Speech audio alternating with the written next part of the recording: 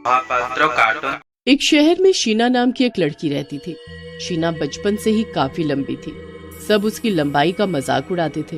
कोई उसे गन्ने का पेड़ बोलता तो कोई उसे खंबा।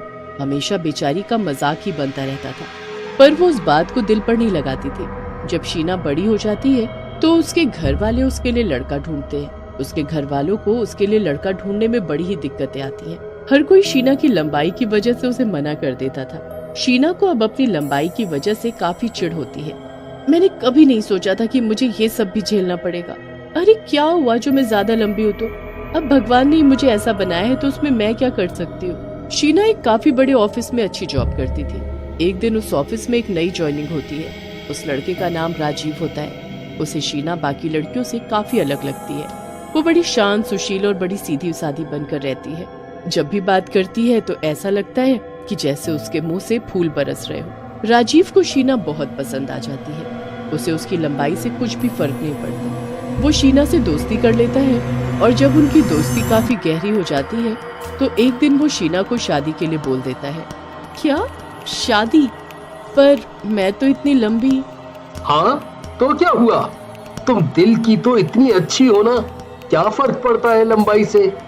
शीना तो बहुत ही खुश हो जाती है। राजीव के घर वालों को शीना लेकिन जरा भी पसंद नहीं आती, पर उनकी अपने बेटे के आगे जरा भी नहीं चलती। अब राजीव की शादी शीना से जैसे तैसे हो ही जाती है। लोग शीना को देख अजीब अजीब बातें कर रहे होते हैं। शीना को बड़ी बेइज्जती महसूस होने लगती है, पर वो चुपचाप सब सुन रही होती है। जब शीना और राजीव की जयमाला हो रही होती है तो शीना तो बड़े आराम से राजीव के गले में जयमाला डाल देती है, पर जब राजीव शीना के गले में जयमाला डालता है तो उसका हाथ शीना के गले तक नहीं पहुंच पाता।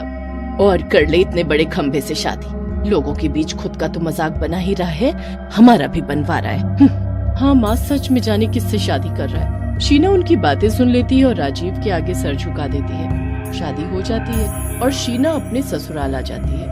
अब उसको वहाँ काफी बातें सुननी पड़ती हैं और काफी कठिनाइयों का सामना भी करना पड़ता है। शीना जिस पलंग पर सोती है वो उसके हिसाब से बहुत छोटा होता है। शीना पूरी रात वहाँ सो नहीं पाती। उसके बाद जब मुंह दिखाई के लिए अगले दिन औरतें आती हैं तो हर कोई शीना को देख कुछ न कुछ बोलने लगती है। शीना बाद में कमरे में जाकर खूब रोती है। जब राजीव घर आता है तो वो राजीव के सामने भी रोते रोते सारी बात बताने लगती है। अरे बोलने दो जिसे जो बोलना है, मेरे लिए तुम सबसे स्पेशल हो बस, और तुम मेरे अलावा किसी की बातों पर ध्यान मत दिया करो। बस इसी बात से तो मैं खुश हूँ कि तुम इतने अच्छे हो।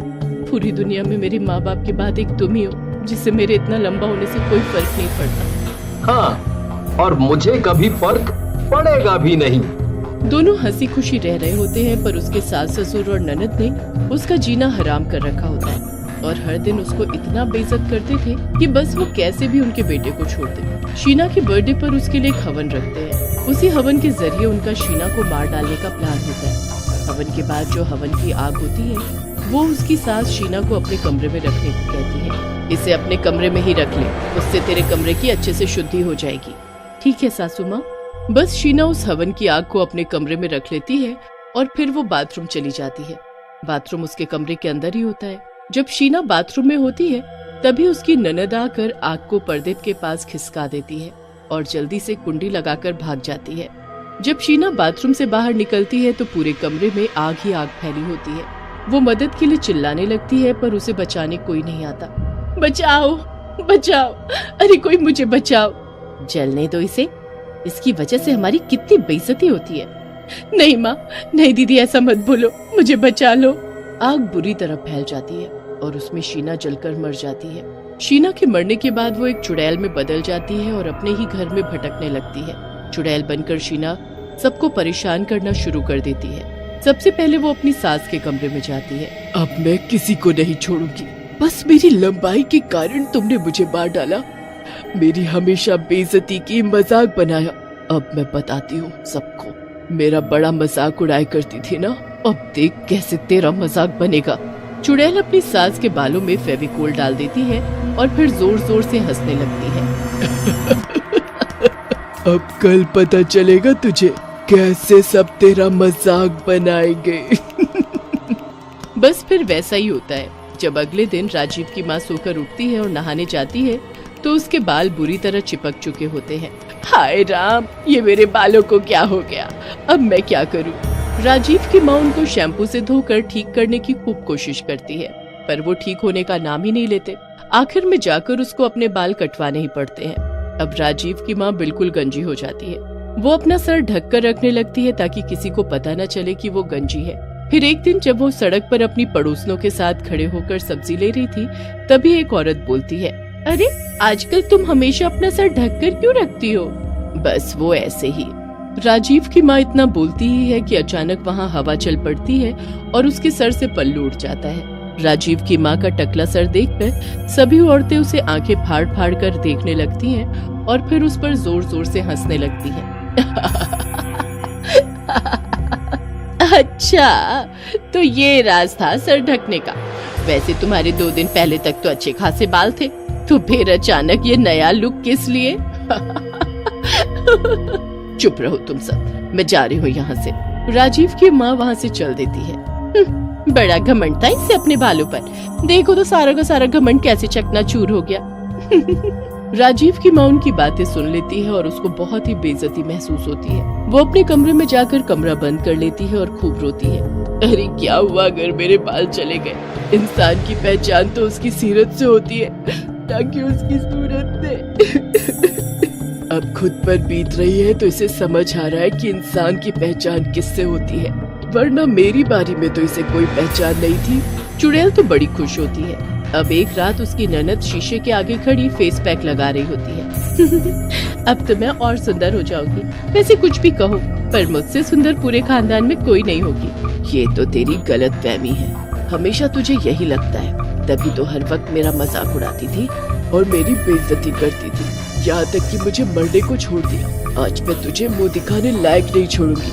बस फिर चुड़ैल उस क्रीम पर कुछ जादू कर देती है, जिससे मानसी अपने मुंह पर लगाकर सो जाती है। सुबह उठकर मानसी जाकर अपना मुंह धोती है और फिर जैसे ही अपनी शक्ल शीशे में देखती है, जोर जोर से चिल्लाने लगती है, भूत भूत। अरे कहाँ है भूत? वो देखो। ये भूत नहीं तुम हो, ये तुमको क्या हो गया? तुम तो काली चुड़ैल लग रही हो, ये कैसे हो गया? तुम काली कैसे हो गई? मुझे नहीं पता ये कैसे हुआ, मैं तो जब मुंह धोने आई तो मैंने अपनी शक्ल देखी। अब मैं क्या करूंगी? कैसे सबको अपनी शक्ल दिखाऊंगी? मानसी बहुत रोती है। उसका घर से निकलना मुश्किल हो जाता है। इतने दिनों तक वो घर से ही नहीं निकलती। चुड़ैल ये सब देख बड़ी खुश होती है। उसका बदला कहीं न कहीं पूरा हो रहा होता है। फिर एक दिन की बात है, जब चुड़ैल अपने ससुर से बदला लेने आती है और उनको छज्जे से नीचे धक्का दे देती है। उसके ससुर के सर में चोट आ जाती है। उनके इलाज में राजीव के सारे पैसे लग जाते हैं और ज्यादा छुट्टियां करने की वजह से उसकी नौकरी भी चली जाती है। एक दिन राजीव बेचारा अकेले बैठकर खूब रोता है। उसको ऐसे देखकर चुड़ैल से रहा नहीं जाता और वो उसके सामने आकर खड़ी हो जाती है। पहले तो राजीव उसे देखकर बहुत डर जाता है, पर फिर जब वो चुड़ैल उसे बताती है कि वो उसकी मरी हुई पत्नी है, तब जाकर राजीव शांत होता है। ये सब मेरी वजह से हुआ है, मेरी वजह से तुम्हारे घर वालों का ये हाल हुआ है। ये लोग हमेशा मेरे लंबे होने का मजाक बनाते थे, मुझे हर दिन बेइज्जत करते थे।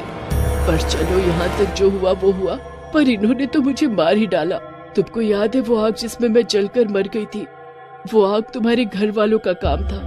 क्या सच में? हाँ, मैं सच बोल रही हूँ। राजीव की आवाज सुनकर सब अंदर आते हैं। राजीव और चुड़ैल को देख वो घबरा जाते हैं। ये चुड़ैल तुम्हारी बहू शीना है, जिसे तुम सब ने मार डाला। ये सब जो तुम्हारे साथ हुआ है ना, ये सब इसने ही तुमसे बदला लिया है और मैं भी आज उसका शिकार बन गया। वो तो ये खुद जल गई थी। तुम सब कितने गंदे हो जो ऐसी मासूम लड़की के साथ ऐसा किया, वो भी बस उसकी लंबाई की वजह से। अब तुम सब ऐसे ही रहो, यही तुम्हारी सजा है। हाँ, यही सजा है तुम्हारी। राजीव और चुड़ैल वहाँ से चले जाते हैं। उसके घर वाले बहुत हाथ पैर जोड़ते हैं, पर दोनों में से कोई उनको पलट कर भी नहीं देखता। राजीव जिंदगी भर उनसे दूर अकेले रहता है और कभी दूसरी शादी नहीं करता।